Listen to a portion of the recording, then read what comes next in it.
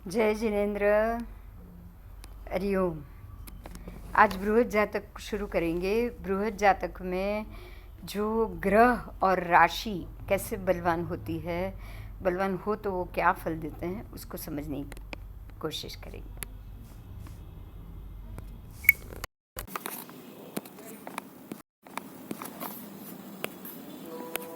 चलो अभी मैं ऐसे ही बोलना शुरू करती हूँ।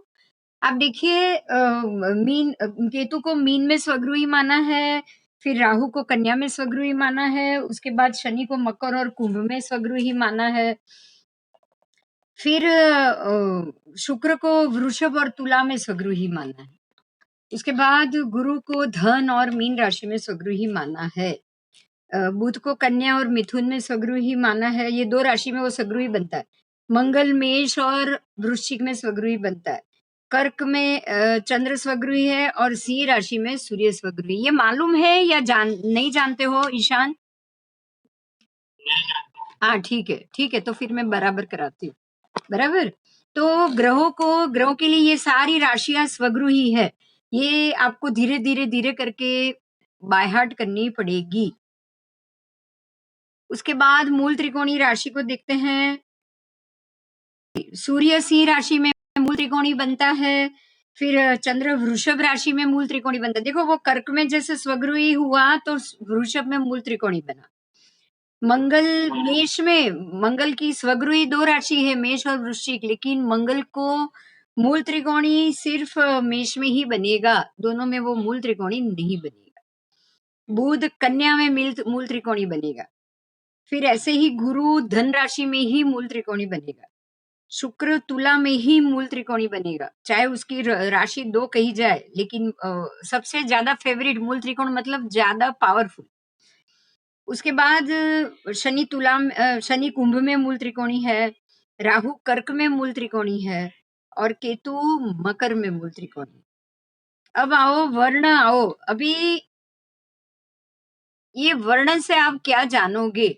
वर्ण से आपकी जो जो राशि होगी वो राशि के अनुसार आपका वर्ण रहेगा और वो फिक्स वर्ण के अनुसार ही आपकी शक्तियां आएगी। मतलब अगर आप सिंह राशि के हो तो आपकी क्षत्रिय राशि है। अगर आप वृषभ राशि के हो तो वैश्य राशि। उसके लिए बहुत इजी मेथड है, आप उससे उसको याद रखो। आपको 1, 5 और 9 ऐसे तिकड़ा याद रखना है। 1, 5 और 9 राशि के लिए क्षत्रिय राशि हो गई। 2, 6 और 10 उसके लिए ये आपको तरीका बहुत इजी हो जाएगा। वैश्य राशि हो गई। उसके बाद 3, 7 और 11 है ना, 3 नंबर, 7 नंबर और 11 नंबर। उसके लिए शूद्र राशि हो गई और 4, 8 और 12 ये राशि के लिए ब्राह्मणी राशि मतलब विप्र राशि हो गई। तो ये आपके व्यक्तिगत लक्षण बराबर इसके अनुसार आएंगे। अगर आप 2, 6, 10 में आ रहे हो, वृषभ राशि में आ रहे हो, तो आपको ये समझना है कि आपका सोचने का तरीका, समझने का, किसी भी चीज को हैंडल करने का तरीका बिल्कुल वैश्य के बराबर है, व्यापारी। अगर आप 1, 5 और 9 राशि के कमांड में हो तो फिर आपका सोचने का और बिल्कुल बिहेवियर का तरीका बिल्कुल क्षत्रिय के जैसा है, मतलब लड़ायक है। ठीक है। अब वो वर्ण के ऊपर, तो वर्ण में भी आपको जो पुरुष और स्त्री वर्ण ही वही हुए, वर्ण मतलब यही क्षत्रिय ये वर्ण है। अब आओ पुरुष और स्त्री चौथे में, तो हर एक बेकी राशि वो स्त्री राशि है और हर एक ही राशि वो पुरुष राशि है। मतलब 1, 3, 5, 7 ऐसी ऐसी जितनी जितनी भी एक ही राशि गई ना वो सारी पुरुष राशि, और 2, 6, 10 ऐसी जो जो जो जो बेकी राशि है वो सारी स्त्री राशि है। बराबर। उसका जो भी मतलब राशि वाली व्यक्ति का स्वरूप या उसका बिहेवियर बिल्कुल थोड़ा सा डेलिकेट या थोड़ा सा शांत और थोड़ा सा बिल्कुल स्त्री सोचे उस प्रकार से चला जाता है। अब आओ आकार। आकार में सभी राशि के अलग अलग आकार है। सी राशि का चतुरस्त्र है, चौरस जैसा। उसके बाद चंद्र जैसे वृषभ कर्क राशि है तो वो वर्तुड़ाकार गोलाई में। ठीक है। उसके बाद ये आपको ग्रह के ऊपर जाना है। ये चतुरस्त्र आकार ये आकार या ग्रह के हिसाब से जाना है। जैसे कि सिंह सूर्य, सूर्य का आकार है चतुरस्त्र, मंगल का आकार है गोल वर्तुड़ाकार। उसके बाद बुध का आकार है चतुः, मतलब वापस चतुरस्र चौरस। उसके बाद बुध भी है वापस गोल है। फिर गुरु है वो भी वृत्ताकार। वृत्ताकार और वर्तुलाकार में थोड़ा सा फर्क होता है, वृत्ताकार थोड़े से ओवल शेप आ जाएगा। उसके बाद शुक्र है वो दीर्घ है, दीर्घ मतलब बहुत ही चौड़ाई में। उसके बाद शनि भी दीर्घ है। फिर राहु है वो भी दीर्घ है और केतु है वो पूछ के आकार है, पूछड़ी के आकार का है। बराबर। तो ये आपको सारे उसके फेस फीचर्स या उसके शरीर का शेप उसके ऊपर आपको देखना है। उसके बाद सूर्य मध्याह्न में सबसे ज्यादा बलवान होता है। फिर चंद्र कब बलवान होता है? तो अपराह्न में चंद्र बलवान होता है, वापस मध्याह्न में मंगल बलवान है। उसके बाद बुध है वो प्रभात काल, गुरु है वो प्रभात काल में बलवान होता है। शुक्र अपराह्न काल में बलवान होता है। फिर शनि संध्या काल में, राहु भी संध्या काल में और केतु भी संध्या काल में बलवान होता है। ये सारी चीज मैं समझ रही हूँ, ये सारी चीज आपको याद कम रहे क्योंकि बहुत सारा डिटेल है, वो आप एक बार देख सकते हो। लेकिन जो 3-4 चीज आपको याद रखनी है वो है स्वगृही राशि, मूल त्रिकोणीय राशि, उच्च राशि, नीच राशि। ये 4 तो आपको जबानी याद होनी ही चाहिए। क्षत्रिय है या अग्नि तत्व है, ये अब कुछ चीजें हैं जो इजी है, वो धीरे धीरे आपको याद रखनी पड़ेगी। उसके बाद है दिशा। तो दिशा के लिए भी बहुत इजी तरीका है। जैसे कि आप देखो तो पूर्व में कौन बलवान, वो भी सूर्य ग्रह है वो पूर्व दिशा में बलवान। पूर्व दिशा मतलब फर्स्ट हाउस, वहां पे बलवान है। चंद्र है वो वायव्य कोण में बलवान है। उसके बाद मंगल है वो दक्षिण दिशा में बलवान है। फिर बुध है वो उत्तर दिशा में बलवान है। गुरु है वो ईशान में, शुक्र अग्नि में, शनि पश्चिम में, राहु नैऋत्य में और केतु सर्व दिशा में मतलब मध्य स्थान में बलवान है। आपको ये वास्तु शास्त्र में भी ये सारी दिशाओं को याद रखना है, ये उसमें भी बहुत उपयोगी। फिर धातु के लिए हम जाएंगे तो सूर्य के पास है सुवर्ण की धातु, चंद्र के पास है चांदी, मंगल के पास सुवर्ण और ताम्र दोनों धातु है। फिर बुध के पास है कांसा, गुरु के पास सोना है, शुक्र के पास है रौप्य, शनि लोह धातु है, राहु के पास सीसा है, केतु के पास लोखंड है। देखो ये सारी चीज आप पढ़ लेंगे तो बहुत अच्छा रहेगा, क्योंकि ये आपको अब इसमें से क्या क्या याद रखना है ना, वही मैं आपको कराऊंगी। तो आप उसके ऊपर टिक करते जाओ।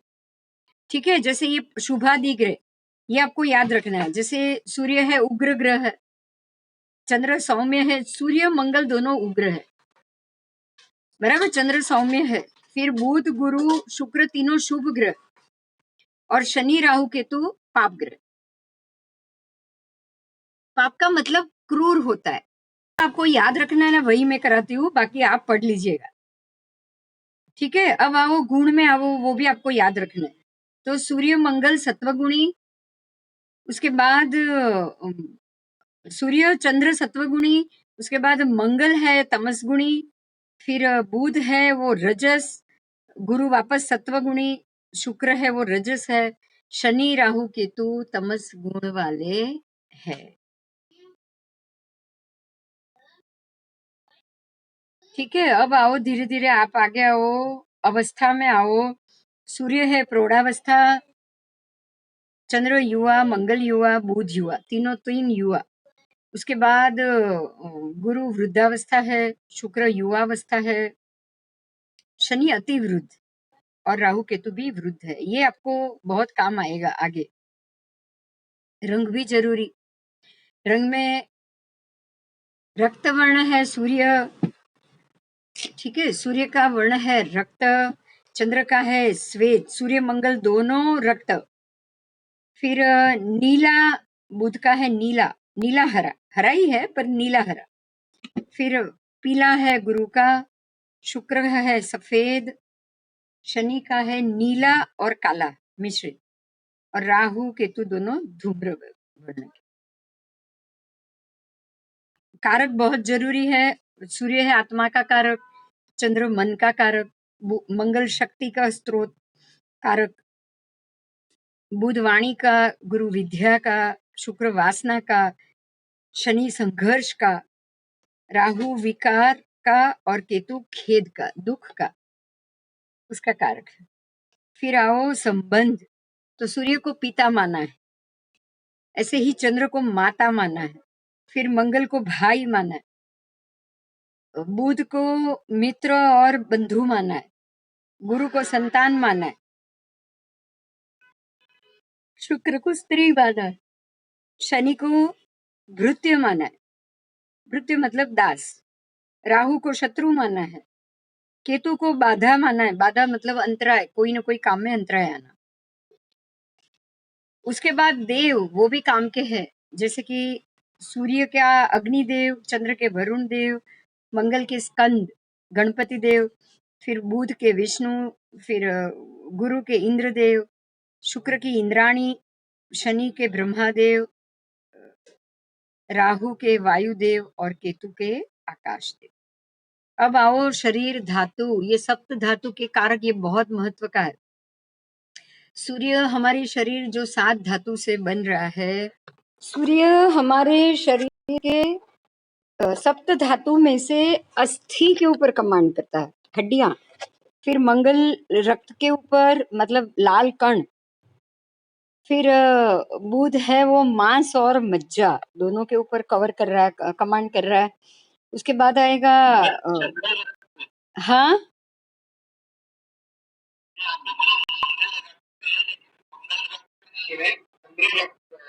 चंद्र ही रक्त पे है, चंद्र ही, मैं इस रक्त के लाल कण बोल रही हूँ। हाँ, चंद्र रक्त के लाल कण के ऊपर कवर कर रहा है।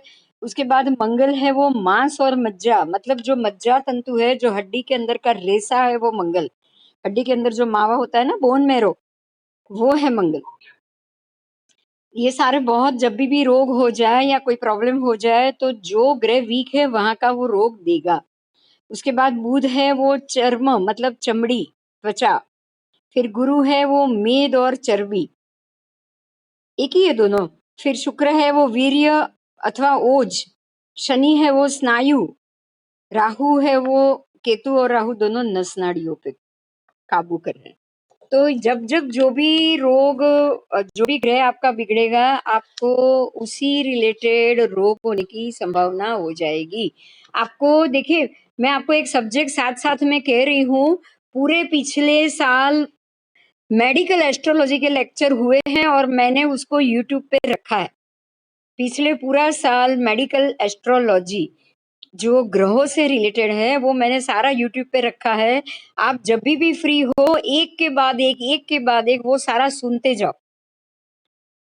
उसके बाद सारे बृहद जातक में सूर्य, चंद्र, मंगल सभी ग्रहों के भी आपको मिलेंगे, वो भी आप सुनते जाओ। उसके बाद जहाँ पे नहीं समझ में आएगा, आप जब भी मेरा क्लास हो तब पूछ लो, तो आपका साथ में ये 1 ईयर कोर्स एडवांस में होता जाएगा। ओके, बात समझ में आ गई मेरी? हाँ बोलो। मूल त्रिकोण, ये सब जो आपने बताया, हाँ, मतलब इसका यूज क्या है? ये जो राशि में, मान लो कि अगर मेरी कुंडली में गुरु कर्क राशि में है, ऐसा मान लो कि मेरी कुंडली में अगर गुरु कर्क राशि में है, तो गुरु के लिए कर्क राशि उच्च राशि हो गई, मतलब मेरा गुरु बहुत बलवान हो गया। आप फलादेश तो करोगे ही गुरु का, आप ज्योतिष जान रहे हो, फलादेश के लिए जान रहे हो। आप ज्योतिष इसलिए पढ़ रहे हो कि आप ग्रहों का आपको फल कैसे मिले वो देख पाओ। तो अगर गुरु कर्क मूल त्रिकोणी है तो भी बलवान है, स्वगृही है तो जैसे 1 बेडरूम हॉल किचन का आपका घर है, मूल त्रिकोणीय है तो 2 बेडरूम हॉल किचन का घर है, लेकिन अगर उच्च का है तो 4 बेडरूम हॉल किचन का घर हो गया, तो अच्छा हुआ कि नहीं 1 बाय 1? आपको उच्च का नीच का भी आएगा, वो ये राशि में है तो उच्च का है और ये राशि में तो नीच का है, फिक्स है वो तो।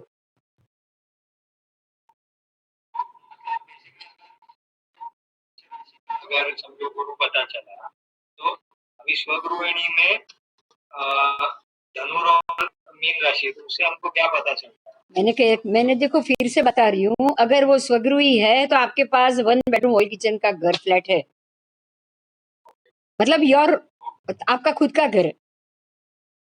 अगर वो मूल त्रिकोणीय है तो 2 बेडरूम का फ्लैट है, तो स्वगृही से बलवान हुआ। अब उच्च का है तो 4 बेडरूम का फ्लैट है, तो ज्यादा अच्छा हुआ। और एक और है, नवांश में वर्गोत्तम, फिर बंगला है, डुप्लेक्स। हर एक चीज काम की है। गुरु पित्त वर्ण का है। हमने जो ये सब लिखा है, पांच दिशा, वो सब क्या स्वभाव मैं इसीलिए जो चीज आपको बता रही हूँ उस पर टिक करो। मैंने बोला, मैं इसलिए आपको सब कुछ नहीं बोल रही हूँ, आपको इसमें से जो महत्व है, जो आपको याद रखना है, मैं जो बोल रही हूँ उस पर आप टिक करते जाओ। जैसे देखो, मैं फिर से बोल रही हूँ, आप टिक करो, हाथ में पेन लेकर बैठो। स्वगृही पे टिक करो, मूल त्रिकोणी पे करो, फिर वर्ण के ऊपर करो, पुरुष स्त्री पे करो, उसके बाद दिशा पे करो, धातु पे करो, फिर शुभादि पे करो, गुण पे करो, उसके बाद आओ आओ नीचे नीचे नीचे अवस्था पे करो, रंग पे करो, फिर कारक पे करो, संबंध, देवता और शरीर धातु। बस इतनी चीज आपको याद रखनी है, बाकी की याद नहीं रखोगे तो चलेगा। समझ में आया? हाँ, तो अगर ज्योतिष में कल आपको अगर पता चले कि इसका गुरु बलवान है, तो बलवान होने के बाद गुरु क्या देगा, जब आपको पता ही नहीं कि गुरु के हाथ में क्या क्या है, तो आप उसको क्या किताब खोल के बताओगे कि भाई तेरा ये अच्छा है, तेरा ये अच्छा है, ऐसा नहीं। अच्छा, अब आपको एक एक चीज साथ में ये भी सोचनी है कि आपको पता कैसे चलेगा कि इसका गुरु बलवान। हाँ, तो इसके लिए उसकी स्वगृही राशि, उसकी नीच राशि, उसकी ये मतलब ये सारी चीज आपको याद रखनी पड़ेगी। अब ये हो गया पेज, अब सामने के पेज में आओ, आपको ऊंच नीच सब मिल जाएगा। देखो अभी और है, ये पूरे दोनों कॉलम मिलके एक पेज हो रहा है। देखो आओ ग्रेफ, वापस आओ आगे के फर्स्ट में। नहीं, वही 127 पे ही, जैसे रवि के नीचे आफताब लिखा है ना, बस तो वो सितारा है, उसको हमको नहीं देखना है। प्लेनेट की जरूरत नहीं है, एक पाद दृष्टि की जरूरत नहीं, त्रिपाद दृष्टि, त्रिपाद की भी जरूरत नहीं, संपूर्ण दृष्टि पे आओ। संपूर्ण दृष्टि में देखो, सूर्य की संपूर्ण दृष्टि 7वें में है, रवि की, तो 7वें स्थान पे सूर्य दिखता है। चंद्र भी अपने से 7वें स्थान पे दिखता है। मंगल 3 जगह दिखता है, चौथे, 7वें और 8वें में। 7वें पे तो सब ग्रह देखेंगे, सभी ग्रह में 7 नंबर होगा, देख लो। मंगल 4 और 8 को एक्स्ट्रा दिखेगा, गुरु 5 और 9 को एक्स्ट्रा दिखेगा, शनि 3 और 10 को एक्स्ट्रा दिखेगा। बस आपको ये 3 याद रखनी है एडिशनल। आप खाली 3 रखो, मंगल 4 7 8, गुरु 5 7 9 और शनि 3 7 10। बाकी की सबके सब 7वें में फिक्स है। हाँ, ठीक है, ऐसे ऐसे ऐसे याद रखो तो वो इजी हो जाएगा। अभी अभी नीचे आओ। नेक्स्ट ग्रह से वर्षे, आप अगर ये समझ लो, इसको याद रखने की जरूरत नहीं है। देखो, हरिवंश और श्रवण, सूर्य है वो हरिवंश को बलवान माना गया है।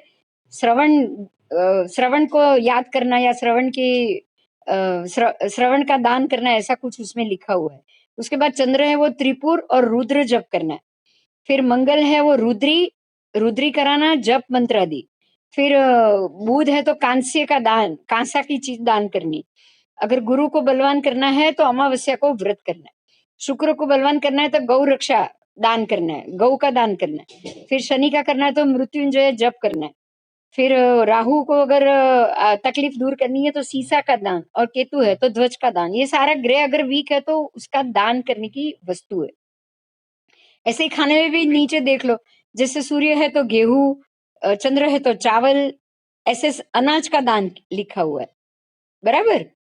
हाँ, अब ये नीचे देखना है कि एक राशि में कितने दिन रहेगा, ये इंपॉर्टेंट है, उसको नोट करो, ये आपको याद रखना है। अब सूर्य है वो एक राशि में 1 महीना रहता है, चंद्र है वो एक राशि में 2.25 दिन रहता है, फिर मंगल है वो एक राशि में 1.5 महीना रहता है, उसके बाद बुध है वो एक राशि में 1 ही महीना रहता है, फिर गुरु है वो एक राशि में 13 महीना रहता है, मतलब 1 साल ऊपर हो गया। शुक्र है वो 1 महीना रहेगा, शनि है वो 30 दिन रहेगा, 30 महीना रहेगा, 2.5 साल। राहु है वो 1.5 साल रहेगा, राहु केतु। तो ये सारे एक राशि में कितने समय रहेंगे वो बताया। उसके बाद ग्रह के रत्न वो भी याद रखना है आपको, वो उसको भी नोट करो। तो सूर्य का हुआ माणिक, चंद्र का हुआ मोती, फिर मंगल का हुआ प्रवाल मतलब मूंगा, उसके बाद बुध का हुआ है पन्ना, ग्रीन एमरल्ड होता है वो, गुरु का पुखराज होता है, फिर शुक्र का हीरा होता है, शनि अगर ठीक नहीं है तो आपको नीलम पहनाना पड़ेगा, राहु अगर ठीक नहीं है तो गोमेद। लेकिन वो राहु केतु को कभी भी बलवान नहीं करना है क्योंकि वो सबसे अशुभ ग्रह होते हैं। गोमेद और लसणिया ये सारे ग्रहों के रत्न है, ठीक है। फिर मित्र ग्रह कौन से ग्रह के कौन से ग्रह मित्र है, कौन से ग्रह के कौन से सम है। शत्रु बहुत कम होते हैं क्योंकि ग्रह कभी भी आपस में लड़ते नहीं। तो शत्रु लिखा है लेकिन आपको शत्रु का जो एरिया है उसको बहुत कम समझना है। आपको ये समझना है कि भाई ऐसा नहीं कि शत्रु एक एक दूसरे के शत्रु हो जाए। जैसे आप देखोगे शनि के शत्रु में मंगल आएगा, लेकिन शनि की राशि में मंगल उच्च का होता है, तो कहीं कहीं पे ये चीज अपवाद हो जाती है, इसलिए शत्रु पे आप उतना ध्यान नहीं देंगे। उसके बाद ग्रहों की उच्च राशि और अंश ये आपको खास याद रखना है, नोट करो। ग्रहों का उच्च राशियांश, ग्रहों का नीच राशियांश, बराबर, और मूल त्रिकोणीय उसकी राशि और अंश, ये तीनों चीज आपको नोट करनी है। देखो मैं समझाती हूँ। अब आपको एक एक ग्रह का हम साथ में जाएंगे। सूर्य देखो, पहली रवि की लाइन, मेष राशि में 10 डिग्री का वो उच्च का हुआ। सूर्य अगर मेष राशि में उच्च का होता है तो बराबर तुला में नीच का होता है। उसके सामने ही जो राशि में उच्च का होगा बराबर उसके सामने वाली राशि में वो नीच का होगा, और बराबर उसके आगे आप जाओ तो सूर्य सिंह राशि में 20 डिग्री पे, देखो मेष में 10 डिग्री पे उच्च का हुआ, तुला में 10 डिग्री पे नीच का हुआ, और सिंह राशि में 20 डिग्री पे मूल त्रिकोणी हुआ। ये सूर्य की तीनों राशियां है, ये आपको याद रखनी। अगर कुंडली में आप देखो कि सूर्य मेष का है और मेष का है तो उच्च का तो हो गया, लेकिन 10 डिग्री के आसपास है तो वो बहुत बलवान हो गया, परम उच्च हो गया, ठीक है। तो ये आपकी कुंडली में आपके ग्रहों की डिग्री देखकर आप उसके उच्च नीच स्वगृही ये सारी चीज जान सकते हो। ये आपके लिए बहुत काम की चीज है। अब आओ बाजू में चंद्र के, वो देखो। अच्छा, ये जैसे सूर्य देख लिया ना, तो सूर्य याद कर लिया ना, तो अब आपको शनि को याद करने की जरूरत नहीं। मैं आपको इजी तरीका बताती हूँ, आपको खाली सूर्य याद रखना है। अब शनि पे आओ, देखो सीधे शनि के कॉलम में आओ। सूर्य अगर मेष में उच्च का हो रहा है और शनि में नीच हो रहा है, जैसे कि सूर्य मेष राशि में उच्च हो रहा है तो सामने शनि बिल्कुल मेष में नीच का हो जाएगा, और शनि सूर्य तुला में नीच हो रहा है तो बिल्कुल शनि तुला में उच्च हो जाएगा। ये बहुत इजी है उच्च नीच को समझना। जिसमें सूर्य उच्च होता है उसमें शनि नीच होता है, जिसमें सूर्य नीच होता है उसमें शनि उच्च होता है। ठीक है, तो ये आपको याद रखने का बहुत इजी तरीका होगा। अब उसके बाद आओ, चंद्र की बात करेंगे। चंद्र वृषभ राशि में उच्च का होता है। हाँ हाँ ठीक है, तो आप तो वो किताब में ही देख रहे हो ना, तो इसको मैं निकाल देती हूँ। हाँ ठीक है। अब आप आओ कि चंद्र अगर वृषभ में उच्च का हो रहा है और वृश्चिक में नीच का हो रहा है चंद्र, ये चंद्र के लिए आपको समझना है कि वो वृषभ में उच्च का हुआ और वृश्चिक में नीच का हुआ, उसके सामने आपको दूसरा ग्रह क्रॉस में नहीं मिलेगा। बराबर, सूर्य शनि हो गए। ऐसे ही मंगल में आओ, मंगल को आपको मिलेगा। मंगल अगर मकर में उच्च का हो रहा है और कर्क कर्क में नीच का हो रहा है, मंगल मकर में उच्च का हो रहा है, कर्क में नीच का हो रहा है। बराबर गुरु देखो आप, बराबर उससे उल्टा हो रहा है। मंगल और गुरु उल्टा होगा। मंगल अगर मकर में उच्च का होगा तो गुरु मकर में नीच होगा, और मंगल कर्क में नीच का होगा तो डेफिनेटली गुरु कर्क में उच्च का ही होगा। आपको एक मंगल याद रह गया तो सामने गुरु को याद रखना बहुत इजी। आपने एक सूर्य को याद रखा तो सामने शनि को याद रखना बहुत इजी। बराबर, तो वो दोनों सामने सामने आ गए। अब आपको रहे बाकी के दो ग्रह, वो भी सिमिलर है। अब वो सिमिलर, पहले हम बुध की बात कर ले। बुध में कोई सिमिलरिटी नहीं है। बुध में और गुरु शुक्र में वो भी सिमिलर है। अब बुध और शुक्र एक जैसे, आओ देखो, बुध कन्या में उच्च का हो रहा है तो शुक्र कन्या में नीच होगा, और बुध मीन में नीच हो रहा है तो शुक्र मीन में उच्च होगा। आपको 3 और 3 6 ग्रह सिमिलर हो गए। 3 का याद रखो तो बाकी का 3 का अपने आप उल्टा याद रह जाएगा, उच्च नीच। ठीक है, और सूर्य चंद्र की दोनों की इंडिविजुअल है, क्योंकि उसकी एक एक ही राशि, दो राशि तो है ही नहीं। सूर्य चंद्र की एक एक ही राशि है, तो उन दोनों का ही, अ, खाली चंद्र का ही आपको याद रखना है। सूर्य बिल्कुल शनि के बराबर, चंद्र अकेला है जो इंडिविजुअल। फिर से बोल देती हूँ, सूर्य, एक मिनट, हाँ, सूर्य आपको शनि के बराबर ऑपोजिट मिलेगा। मंगल आपको गुरु से ऑपोजिट मिलेगा, और बुध आपको शुक्र से ऑपोजिट मिलेगा।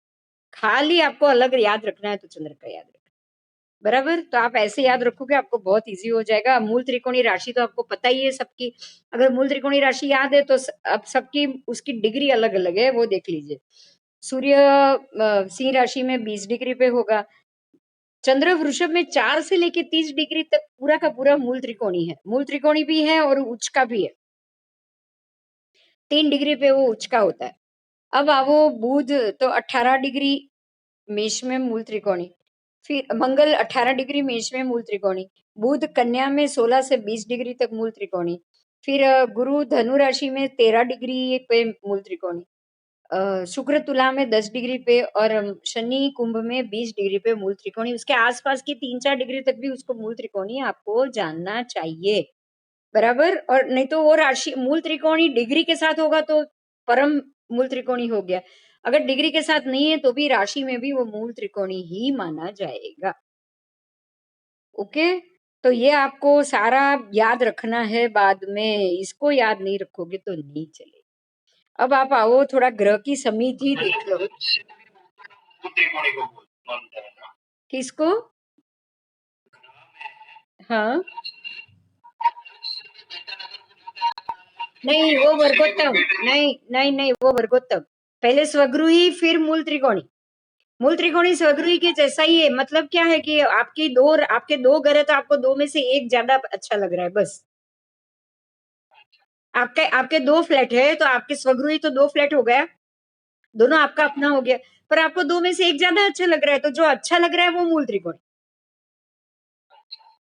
बराबर, उससे भी अच्छा, मतलब आपके पास अब उससे भी ज्यादा अच्छा सुख अगर ग्रह देना चाहता है तो 4 बेडरूम का फ्लैट दे देगा, तो नेचुरल है कि वो आपको ज्यादा ही पसंद आएगा। बस, तो और उसके आगे आना है वो तो वर्गोत्तम है। वो तो मैथ्स शुरू होगा उसके बाद में बताऊंगी। अगर ग्रह वर्गोत्तम है तो वो उससे भी 4 गुना फल अच्छा दे देगा। ओके, तो ग्रह कैसे-कैसे बलवान होता है वो सोचने के लिए ये सारी चीज़ आपको याद रखनी पड़ेगी। अब आओ ग्रह की समृद्धि मतलब अगर कोई आप ग्रह की शांति कराना चाहे, कोई ग्रह की पूजा कराना चाहे तो किससे करनी है? तो सूर्य की पूजा अर्क से होती है। चंद्र का पलाश के पत्तों से, फिर मंगल का खदीर के पत्तों से, ऐसे सबके वृक्ष होते हैं।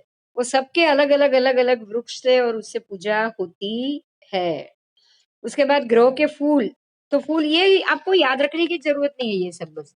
तो ये आपके पूरा दोनों पेज मिलके आपके ग्रहों की डिटेल हुई। समझ में आई मेरी बात? बस तो अभी आप क्या करोगे पता है, ये आज आपने ग्रह के मामले में जाना। कल आप हम अगले अगले क्लास में जब भी मैं लूंगी आपको 12 राशि के मामले में बताऊंगी।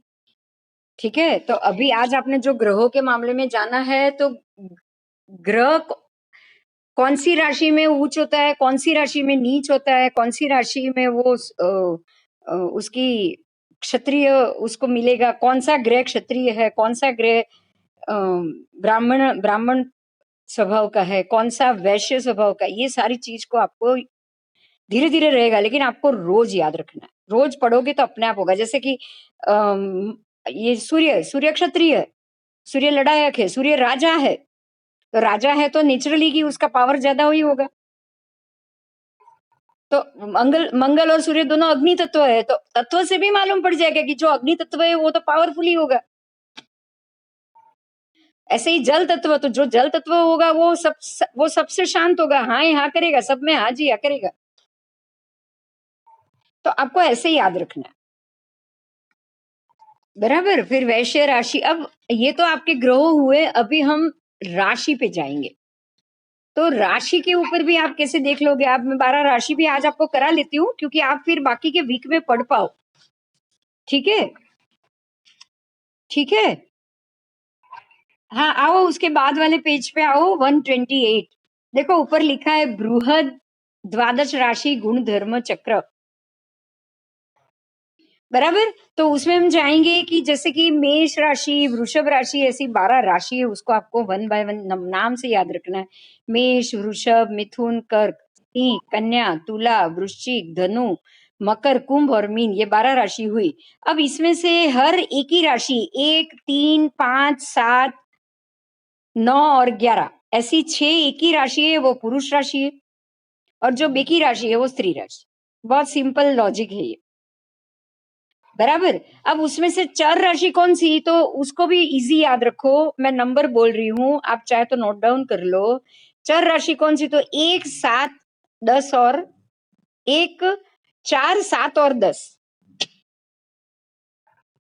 पहली, चौथी, सातवीं और 10वीं, ये चारों चर राशि। चर का मतलब जो जल्दी मूव हो करे, फास्ट मूव करे। अगर वो डांस जो डांसर है वो चर के ही ज्यादा होंगे, क्योंकि डांस में कोई एक जगह स्टेबल तो रहना नहीं है। हाँ, तो या तो उसका लग्न चर हो सकता है या राशि चर हो सकती है, दो में से एक तो चर होगा ही होगा, बराबर। अब आओ स्थिर। स्थिर का मतलब क्या, जो शांत हो, जो धीरे धीरे उठे, आलसी भी कह सकते हो, आराम से काम करने वाला भी कह सकते हो। अगर 10 बजे उसको बाहर निकलना है तो वो 10 और 5 के बाद ही जाएगा, इतना ठंडा होगा वो। और जो चर होगा वो 9:30 को निकल जाएगा, आधे घंटे पहले पहुंचेगा तो वो चर है, टाइम टू टाइम पहुंचे तो वो स्थिर है, बराबर। और द्विस्वभाव ऐसी राशि है जो चाहे तब चर हो सकती है, चाहे तब स्थिर हो सकती है। आपने बहुत से ऐसे क्रिकेटरों को देखा है कि जब जैसे कपिल देव तो कम, लेकिन सुनील गावस्कर और सचिन तेंदुलकर ऐसे थे जो चाहे तो फटाफट चौके छक्के मार के सेंचुरी खत्म करते थे, और अगर चाहे तो 2-2 दिन तक क्रीज पे रुक जाएंगे।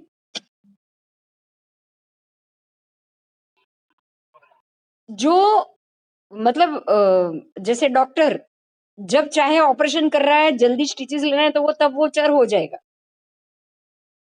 और अगर कोई शांति से डिसीजन लेना है या कुछ लेना है, वो शांति से बैठ के सोच भी सकता है। डॉक्टर हमेशा द्वि होना चाहिए। खाली चर हुआ तो बेकार है। ऑपरेशन करने के लिए खोल के रख दिया, फटाफट बंद कर दिया, काम आधा किया भी नहीं, क्या मतलब ऐसे जल्दबाजी का। बस तो चर और स्थिर और द्वि इसी पे काम करेगा, और वो राशि होगी, वो कभी भी ग्रह नहीं होते। अब चर राशि कौन सी? तो 1, 4, 7 और 10 जो नंबर हुई, 12 राशि मेष से गिनो, उसमें से पहली चौथी, मतलब मेष, कर्क, तुला और मकर, ये चारों चर राशि है। अब आओ द्वि, तो दूसरी, अब 1, 4, 7, 10 वो सबकी बाजू वाली राशि गिनो, तो दूसरी, पांचवी, आठवीं, 11वीं। अब दूसरी मतलब वृषभ, फिर सिंह, फिर वृश्चिक और कुंभ, ये चार द्वि स्वभाव हुई। जो शांत है, जो धीरे धीरे काम करती है, जो बिल्कुल जल्दबाजी नहीं करती है, और जो सॉरी स्थिर राशि हुई, ये चार स्थिर राशि हुई। अब आओ द्वि स्वभाव पे, तो 3, 6, 9, 12, ये चारों राशि आपकी द्वि स्वभाव हुई। तो 4 चर है, 4 स्थिर है, 4 द्वि स्वभाव, बराबर। ये बहुत काम की है, इसको बिल्कुल भी अवॉइड नहीं करना है, नोट करना उसको। अब आओ तत्व पे, तो तत्व तो ऐसे ही जैसे आपने ये जाना था ना, 1, 4, 7, 10 नहीं आएगा, तत्व 4 है, तो 3, 3, 3 राशि आएगी, जैसे 1, 5, 9। अब इसमें आपको ऐसे दिखना है, 1, 5, 9 अग्नि तत्व, हाँ, 2, 6, 10, हाँ, पृथ्वी तत्व, फिर 3, 7, 11 वायु तत्व, और 4, 8, 12 जल तत्व। मतलब अग्नि, पृथ्वी, वायु, जल, अग्नि, पृथ्वी, वायु, जल, आप ऐसे चार इसको ऐसे याद रखोगे, तो 12 राशि आ गई, तो अग्नि, पृथ्वी, वायु, जल, अग्नि, पृथ्वी, वायु, जल लिख दो बस। आपको ऐसे इसको याद रखना है, बराबर। इसमें आपको ऐसे ही मिलेगा, देखो 12 राशि, अग्नि, पृथ्वी, वायु, जल, अग्नि, पृथ्वी, वायु, जल, अग्नि, पृथ्वी, वायु, जल, बात खत्म। ओके, ऐसे ही चर स्थिर में देख लो, 12, 1, 2, 3, 4 ऐसे नंबर लिख लो, फिर चर स्थिर द्वि, चर स्थिर द्वि, चर स्थिर द्वि, चर स्थिर द्वि, बहुत सिंपल है ना। अब आओ उसके बाजू में, ये भी काम की है, दृढ़ और मृदु। कौन सी राशि दृढ़ है? तो मेष और वृषभ बहुत दृढ़ है। क्यों? जानो, कारण के साथ मैं आज बता रही हूँ, ताकि आपको दूसरी बार वो समझ में आ जाए। मेष का आकार है पाड़ा, भैंसा, बड़े बड़े सींग वाला भैंसा, बाइसन आपने देखी होगी, अफ्रीकन भैंस, जंगली भैंस।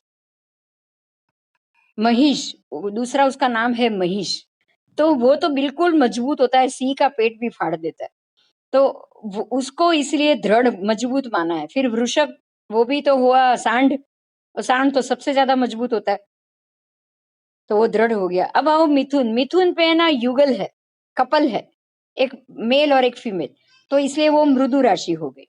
अब कर्क आओ, कर्क भी जल में वो चलता है ना, केकड़ा, केकड़ा है, तो वो भी मृदु हो गया।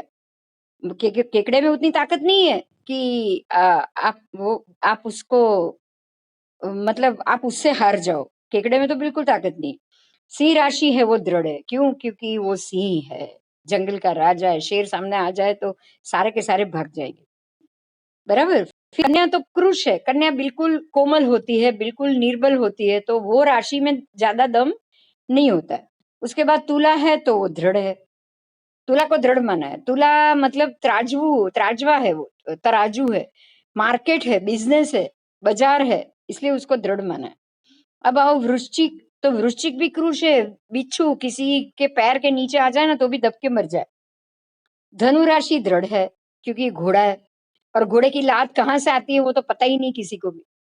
रेस में घोड़े को ही दौड़ाया जाता है, इस क्यों? क्योंकि वो बहुत शक्तिशाली है, जैसे हमारे सारे मोटर और सबको हॉर्स पावर ही नाम दिया गया है ना।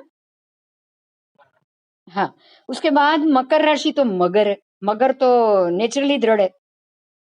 उसके बाद कुंभ है, वो भी दृढ़ है, कुंभ में मनुष्य है, तो वो भी दृढ़ है। और मीन है, वो भी दृढ़ है। मीन का मतलब समंदर, समंदर में बहुत ताकत होती, तो जो जो ताकत वाले हैं ना वो सारे दृढ़। आपको ऐसे याद रखना है कि भी जो राशि डेलिकेट है उससे आप नहीं, कन्या और कर्क भी आ गई ना, कर्क देखो, कर्क भी आ गई, मृदु, मिथुन भी आ गई।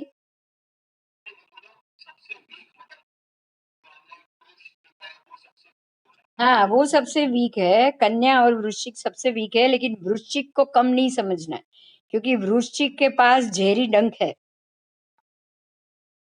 वो अगर आप पता नहीं, क्योंकि वो छुप के घात करेगा हमेशा, बिच्छू कभी सामने से नहीं आएगा। ये गूढ़ है, पत्थर के नीचे दब के बैठा होता है, आपके पैर बाजू में, आपको मालूम भी नहीं कि वो कब बाहर से पत्थर के नीचे से निकल के आपको डंक मार के वापस छुप जाएगा। तो वो पीछे से घात करता है, इसलिए उसको भी आप निर्बल नहीं मान सकते।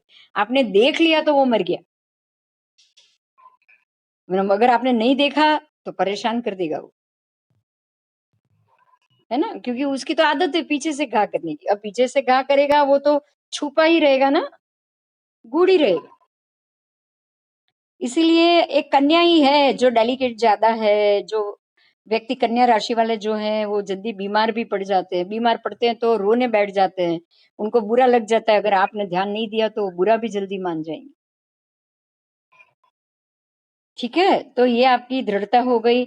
उसके बाद पाद है, तो पाद को आपको कैसे देखना है, जो जानवर है वो सारे चतुष्पद है, मेष वृषभ चतुष्पद, मिथुन पुरुष है, स्त्री पुरुष, तो वो द्विपद है, उसके दो पैर वाली व्यक्ति। कर्क को अपद, अपद मतलब बहुत सारे पद, केकड़े के 8 पैर होते हैं ना। उसके बाद सिंह है, वो चतुष्पद 4 पैर वाला, कन्या 2 पैर, तुला 2 पैर, वृश्चिक वापस बहु पैर, क्योंकि उसके बहुत ज्यादा पैर, धनु के भी 2 पैर, मकर है तो वो 4 पैर, फिर कुंभ अपद है और मीन भी अपद है। कुंभ को घड़ा माना है, मीन को समुद्र माना है, इसीलिए, बराबर। और कर्क को अपद क्यों माना है, केकड़ा है, लेकिन कर्क खाली केकड़ा नहीं है, कर्क मतलब बहती हुई नदी,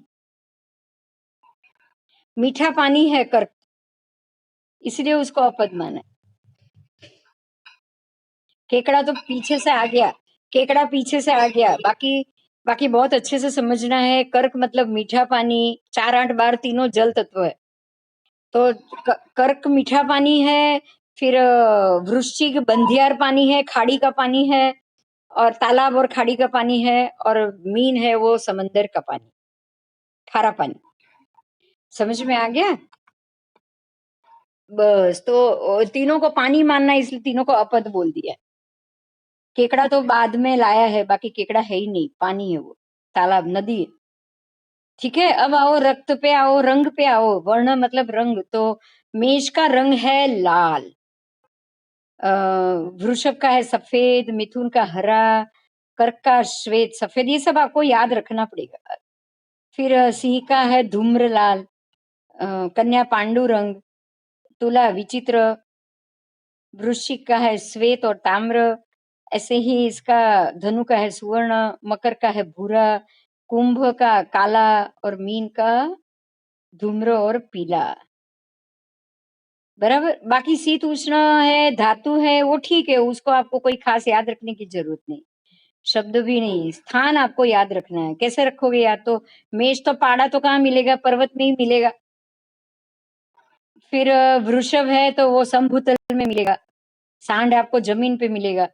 मिथुन है वो वनचर मिलेगा, क्योंकि वन में चरने उनको घूमने निकले हैं, कपल है, जोड़ा है, वो तो कोई गार्डन वार्डन में उधर ही घूमेगा। कर्क है वो पानी में मिलेगा, पानी है तो पानी में होगा। सिंह है तो पर्वत में मिलेगा, फिर समभूतल में। उसके बाद तुला है, तुला को वंचर बताया है, लेकिन तुला का मतलब, वंचर का मतलब आप शहर मान सकते हो बस, ठीक है, नगर या शहर मान सकते हो, इसमें वंचर का मतलब। वृश्चिक आपको जलचर पानी में मिलेगा, धनु वापस जंगल में मिलेगा, पर्वत पे। फिर मकर है वो भी घर में मिलेगा, आपके शहर में मिलेगा। कुंभ है वो भूमि पे मिलेगा, और मीन है वो वापस पानी में मिलेगा। तो उसको ये सारी, जैसे जो पानी में मिल रहा है जलचर है, उसको पानी ज्यादा पसंद। हाँ, और जो मेष और जो प्राणी है वो, उनको जंगल में घूमना ज्यादा पसंद। फिर क्रूर सौम्य भी आपको याद रखनी है, कि भाई मेष राशि है तो क्रूर है। अब वृषभ है वो सौम्य है। ये क्रूर, उग्र, सौम्य जो है ना, ये सारा आपको उसके ग्रह के मालिक के ऊपर से जाना है। पर ये बहुत इजी है। 1 नंबर है वो उग्र है, 2 नंबर है वो सौम्य। बहुत इजी है। एक ही है वो सारी पुरुष है वो नेचुरली उग्र है, और जो स्त्री है वो सारी की सारी सौम्य है। बराबर। तो फिर दिवस रात्रि भी याद रखनी है आपको, कि जो दिन लिखा है ना वो दिन में बलवान होती है। मेष राशि दिन में बलवान है, तो वृषभ राशि रात को बलवान। तो उसको भी आपको दिन रात्रि दिन रात्रि दिन रात्रि ऐसे देखना है। देखो सारे ऐसे ही है, दिन रात्रि दिन रात्रि दिन रात्रि, 12 के 12। अगर आपने मेष दिन याद रख लिया तो दूसरी रात्रि ही है, तीसरी दिन है तो चौथी रात्रि ही है, ऐसा। फिर वो सम विषम, वो भी पहली विषम, एक ही सारी विषम है, एक ही सारी सम। बराबर। फिर राशि की दिशा लिखी है 1, 5, 9 पूर्व, वो भी इजी ऐसे याद रखो। 1, 5, 9 पूर्व, 2, 6, 10 दक्षिण, 3, 7, 11 पश्चिम, और 4, 8, 12 उत्तर में। अब स्त्री संघ का मतलब है स्त्री पुरुष के साथ में। अगर एक मेष राशि वाली व्यक्ति है तो उसका स्त्री संघ बहुत अल्प है, और सामने अगर वृषभ आ गया तो वो मध्य वाला है। मतलब एक मेष और वृषभ अगर राशि इकट्ठी हो गई तो दो में से एक को सेक्सुअल एक्टिविटीज अच्छी लगेगी, दूसरे को अच्छी नहीं लगेगी, कम लगेगी। तो ये उसमें काम आता है। जो बहू है, जैसे कि कर्क वाले को ज्यादा चाहिए, और कर्क और मेष इकट्ठा हो गया तो दोनों में तालमेल ही नहीं बैठेगा। ऐसे ही अल्प वाले भी देखो, सिंह और कन्या अल्प वाले, कल कर्क भी अल्प है, सिंह और कन्या भी अल्प अल्प है। तो ये अल्प अल्प अल्प वाले को, अरे सॉरी, सिंह कन्या तुला तीनों अल्प है। तो अब ये तीनों के साथ अगर बहू आ गया कर्क तो तकलीफ हो जाएगी ना फिर। ऐसे ऐसे तो इस चीज को आपको ऐसे ध्यान रखना है। अब आओ कान, बोलो। हाँ हाँ, हॉरोस्कोप मैचिंग में भी आपको ये सारे मुद्दे नहीं मिलेंगे, ये तो इंडिविजुअल ही जाओगे। ये क्या है पता है, इतनी छोटी छोटी इतनी ज्यादा चीज है ना, कि आप मैच मैचिंग में ये सारी चीज देखने ही नहीं जाते हो। ये कब होगा, जब बाद में प्रॉब्लम खड़ा होगा ना, तब आप सबसे पहले ये नोट करो। फिर सोचो कि ये हस्बैंड वाइफ के बीच में ऐसा बिहेवियर क्यों। तो ये आपको बहुत काम आएगा। तब अगर आपके आपके किसी की कोई एक व्यक्ति है जो ऐसा ऐसा सोचे कि भाई मेरी सामना मेरा जो पार्टनर है उसको ये सारी चीजों में ज्यादा रुचि रहती है, तो आप उसको समझा सकते हो कि भाई ये कर्क राशि है, ये मीन राशि है, ये राशि है। तो नेचुरली है, उसको उसकी डिमांड ज्यादा रहेगी। तो तब अगर सामने वाली व्यक्ति को ये पता चल जाए तो एडजस्टमेंट करना बहुत इजी हो जाता है। प्रॉब्लम सॉल्व करने के लिए ये सारी चीज बहुत काम आती है। बराबर। अब आओ स्निग्ध रुक्ष, रुक्ष स्निग्ध रुक्ष। तो ये सारा आपका नेचर रहेगा। मतलब जो क्लोज रहेगा कोई, तो कोई बिल्कुल रूखापन वाला नेचर होगा, तो ये रुक्ष रुक्ष और स्निग्ध उसमें काम आएगा। उसके बाद जाति तो मैंने आपको जो बोला था ना, हम लोगों ने जो ब्राह्मणी जाति जो 4 है, तो एक मेष, आपको इसको कैसे याद रख, क्षत्रिय वैश्य शूद्र ब्राह्मणी, क्षत्रिय वैश्य शूद्र ब्राह्मणी, मतलब 1, 5, 9 है वो क्षत्रिय है, 2, 6, 10 है वो मैंने पहले बता दिया यही शायद आपको। 2, 6, 10 है वो वैश्य है, 3, 7, 11, हाँ वो शूद्र है, और 4, 8, 12 है वो ब्राह्मणी है राशि। ऐसे ही सम विषम वो थोड़ा सा अलग हो जाएगा, क्योंकि आपको वो उग्र सौम्य में ये नहीं जाएगा। बराबर। तो ऐसे मेष राशि नॉर्मली तो ऐसा कहा गया है, इसमें कुछ अलग लिखा है। बाकी सारी एक ही राशि है, विषम है, और जो बेकी राशि है वो सम। फिर उदय पृष्ठोदय वो अलग अलग है, वो आपको अलग अलग राशि के अलग अलग ही करना पड़ेगा। उसमें एक ही है जो उभयोदय है, वो है मीन राशि। बाकी सारी राशि में शीर्षोदय पृष्ठोदय अलग अलग राशि आएगी। ठीक है, बस इतना आपको याद रखना है। पृष्ठोदय मतलब जो राशि में, जो आकाश में ये जो राशि उदित होती है ना, वो पहले से ही उल्टी होती है, पीठ से होती है। मेष राशि जब आकाश में उदित होगी क्षितिज से, तो सबसे पहले उसके पैर बाहर आएंगे। हाँ, उसके बाद वो जो मेष मतलब जो महिष है, वो उसकी सिर सींग वो लास्ट में आएगा। हाँ।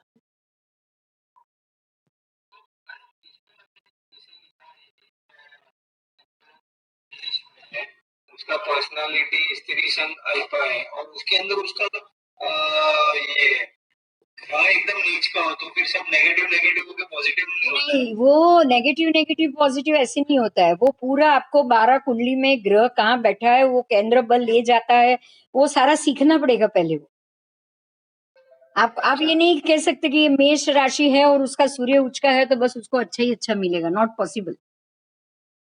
अच्छा। इसीलिए पहले तो ये राशि के गुणधर्म जानो, ग्रह के गुणधर्म जानो, उसके बाद कुंडली पे जाएंगे। कुंडली पे अभी नहीं जाएंगे, कुंडली की सिस्टम वापस अलग हो जाएगी।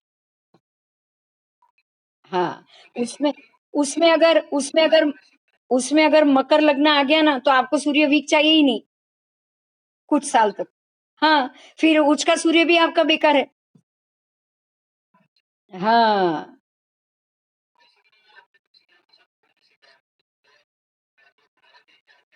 ये आपने नेचुरल जाना है कि नेचुरली सूर्य मेष में हो तो अच्छा है, शनि तुला में हो तो अच्छा है, पर आपको चाहिए कि नहीं वो तो बाद में आएगा। जैसे कि सूर्य तो बहुत अच्छा है, सूर्य उदित होता है बहुत अच्छा है, लेकिन क्या चामा चिड़िया के लिए अच्छा है, घुवड़ के लिए अच्छा है? नहीं। हाँ, तो सूर्य तो मेष का अच्छा हो है ही, मेष में आ गया सूर्य बहुत अच्छा हो गया, लेकिन क्या मेरे लिए अच्छा है? तो पहले हम ये जानेंगे कि सूर्य कैसे अच्छा है, फिर हम ये जानेंगे कि मेरी कुंडली में क्या ऐसा है, तो क्या सूर्य मुझे अच्छा चाहिए, तब आप आपकी पूरी कैलकुलेशन टोटल डिफरेंट आ जाएगी। हाँ, तो पहले आप नेचर सीखोगे, नॉर्मल सीखोगे, उसके बाद स्पेशल एक एक कुंडली अलग अलग देखोगे। हाँ, ये बहुत इंपॉर्टेंट है, अगर ये याद नहीं रहे ना तो फिर फलादेशी नहीं कर पाओ। उतना ज्यादा बहुत अच्छा है, जितना ज्यादा ज्यादा याद है उतना आप फटाफट आगे भागोगे। हाँ, बस बस ये सारे एंगल है। अब आपको पता चल गया सूर्य ऐसे ऐसे ऐसे ऐसे हो तो बलवान। अब आप देखो कुंडली में, क्या मुझे सूर्य बलवान चाहिए? तो क्या हाँ चाहिए, हाँ चाहिए, तो क्या ये है तो बहुत अच्छा है। अगर नहीं है तो मैं अब उसको बलवान करूं,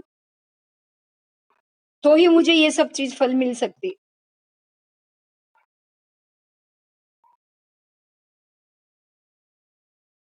समझ गए ना? बस आप इसको अभी याद रखना शुरू कर लो।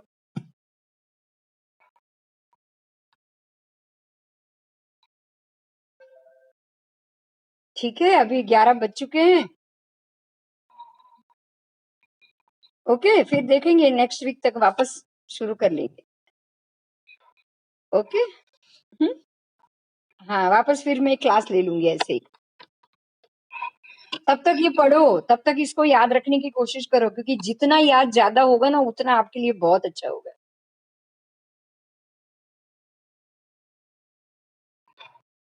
हाँ हाँ, ठीक है, ओके, वेलकम।